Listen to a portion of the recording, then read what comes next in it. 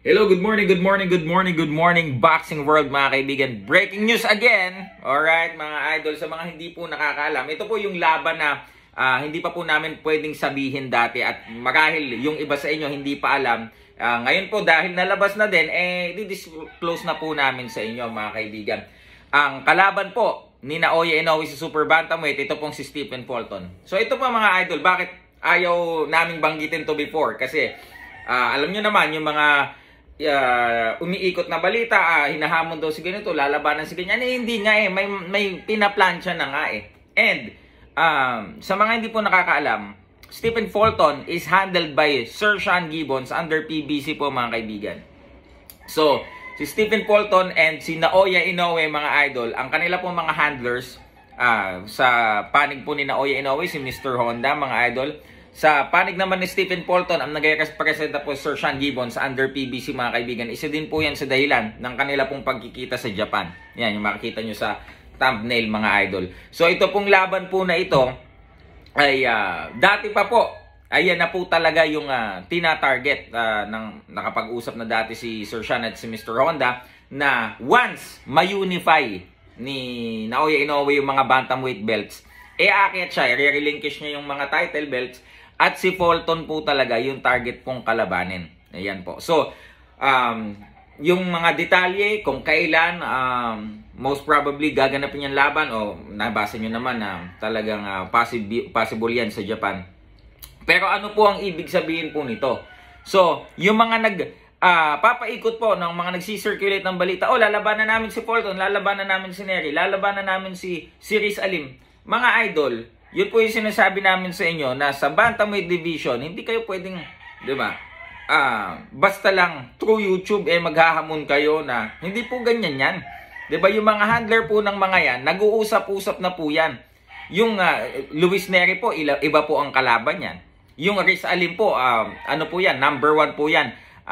Rank number 1 sa WBO Super Bantamweight, hindi po niya sasacrifice ang kanyang position for an activity fight mga kaibigan.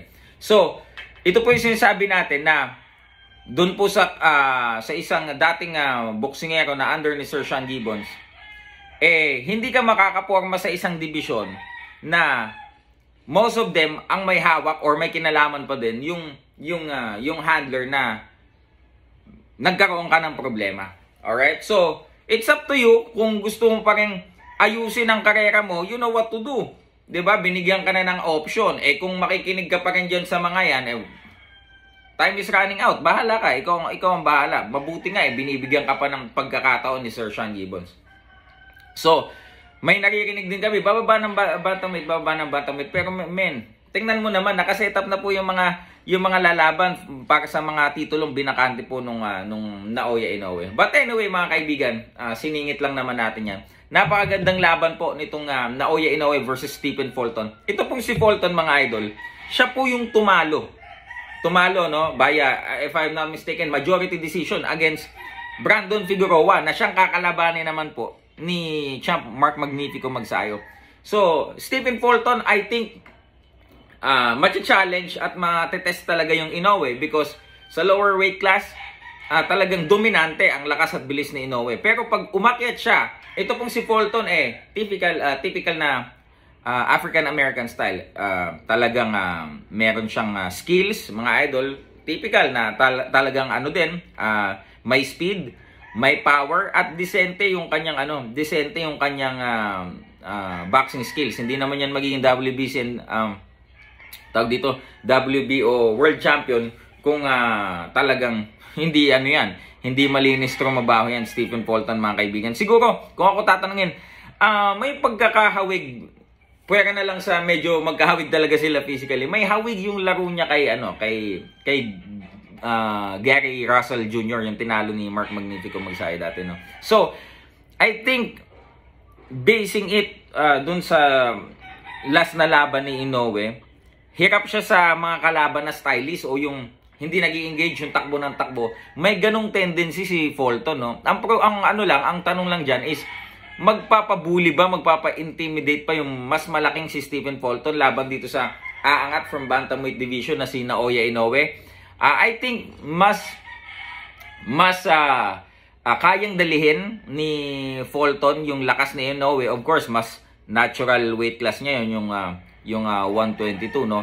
But still, Inoue can hurt him. But the question is, wala pa kasing nakakalaban si Inoue ng kasing kalidad ng Stephen Fulton, mga kaibigan, no? Ang mga nakakalaban niya, kung hindi Asiano, of course, si Australiano, si Moloney, mga Latino, no, na talagang, alam naman natin, mga textbook styles. Pero yung mga ganitong mga stylists, tingin ko, matitest talaga si Naoya Inoue. But yun ang maganda kay Naoya Inoue dahil si Naoya Inoue po, gusto niyang na-challenge siya. Siguro, ganun talaga yung mararamdaman mo kung talagang plinansya mo lahat ng champion or lahat ng belt sa bantamweight division, naghahanap ka ngayon ng challenge, no? Kudos pa rin kay Naoya Inoue para umakyat ng 122 at humamon agad ng multiple belt champ, ano? At ito nga po, mga kaibigan. So, ito po, ang mga promoters kasi, ang mga handlers, managers, lagi po siyang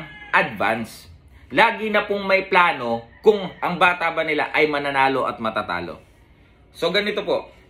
Meron pong na plano agad na kung ito pong si Naoya Inoue mananalo against Fulton, at doon naman sa laban ng Akhmadaliev and Tapales, meron na po agad plano at possibility na kung sakaling ang dalawang yun ang manalo, Tapales and Inoue, sila po ang maghaharap for the super bantamweight, di ba, undisputed championship. So, hopefully, mga kaibigan, no, ganun yan Ganun po sila humawak ng mga plano sa kanilang mga fighters. So, meron pong nakatenga na agad na plano, mananalo man sila o matatalo. Uulitin ko po, yan po ang magpapatunay na kapag nasa mga tamang tao ka, nasa tamang handler ka, hindi ka mababakanti.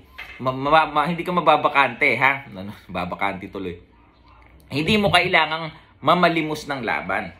Hindi mo kailangan mag-beg sa YouTube para, uy, labanan nyo naman ako. Parang one at a time. Hindi po. Dapat po yan nakaplano na. Systematically. Mabigo ka man o magtagumpay ka, meron pa rin nakaplano sa'yo. Alright?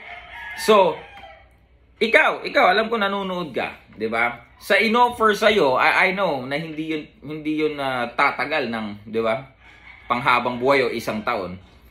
Kung ikaw ay mas pipiliin mo pa rin dyan sa ganyang sistema, bahala ka.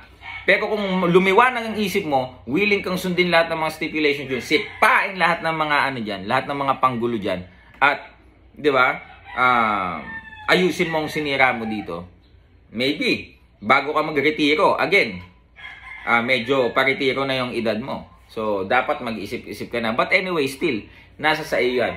At yan po, mga kaibigan, ano po sa tingin nyo ang mangyayari? Naoya Inoue versus Stephen Fulton.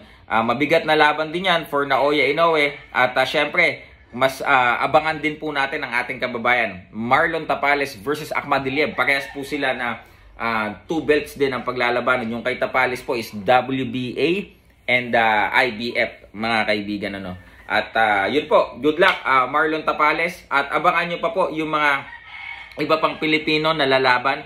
Sooner or later, ilalabas na din po yan. Ano? So, nung mga nakaraan lang, sabi ni Sir Sean, may mga inaayos pa.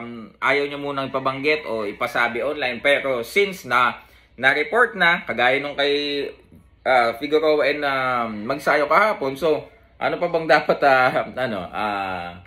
i-sikreto doon. So, yan, dinidiscuss na natin. Natabangan yung mga idol. Yun, I think, yung Luis Neri, yung laban yan, soon, ma-announce na. Pinaplansya na lang po nila.